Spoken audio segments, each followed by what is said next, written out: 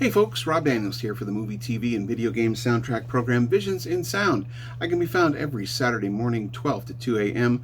on Mix 98.5. And if you miss the show, which, hey, does happen, you can also find me on my website, visionsinsound.ca.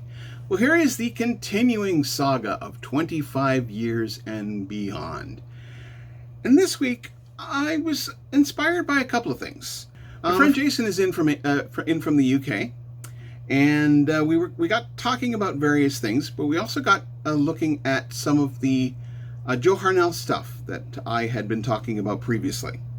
So the thing is that what I wanted to do is I wanted to find something that was, somewhat appropriate, because The Bionic Woman is actually showed up on the Canadian Amazon Prime. So you can watch it right now if you have the Canadian Amazon Prime.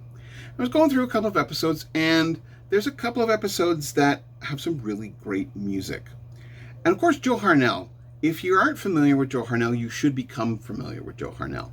Because the fact is that he essentially is, if you name a show from like the 70s, generally, Bionic Woman, The Incredible Hulk, 70s, early 80s, V as well. His music is very prominent throughout the whole thing, and his sound. He influenced, I think, a lot of composers to have that specific. I don't know. It's a lighter, but it's also a more efficient sound for a television series. So yeah, we're talking about the episode Doomsday is Tomorrow, Part 2. He did Part 1, but Part 2 was never released, Part 1 was never released as a soundtrack. Now, these soundtracks were released through the 5Js label a number of years ago. I happened to have them sent to me because I was doing a project on Joe Harnell, and his music came up, and I asked them, and they were kindly sent to me. So they haven't been available for a while because Joe Harnell's website is gone. However, you can find them on the BSX Dragon's Domain website. So there's that. Now, again, the episode itself is essentially, it borrows from 2001. It borrows a lot from Colossus, the Forbin Project, and I got to thinking it's timeless because of the AI aspect in all of this, and it's somewhat timely, I guess. And if you hear any little noises in the background, Galadriel has decided to run back and forth. She might suddenly appear on my chest, just flying in from this side here. So you never know. In any case. So that is what I've got for you today. Now, again, the music here is, for its time, Joe uses a bit of a technical sound, because before you're talking about the Alex 7000, which HAL 9000, Alex 7000, yeah, not much of a stretch there. But in any case, there's a bit more of a technical sound, but there is also an ending area, and there's an ending part of the episode, and I don't want to ruin it for those that haven't seen it, but it does kind of have this optimistic kind of ending to it, and the music is gorgeous. So first of all, we'll have a listen to a little bit. The episode, here's what I'll do. I'll play a little bit of the unused opening title that Joe had written for Bionic Woman. Back in a second.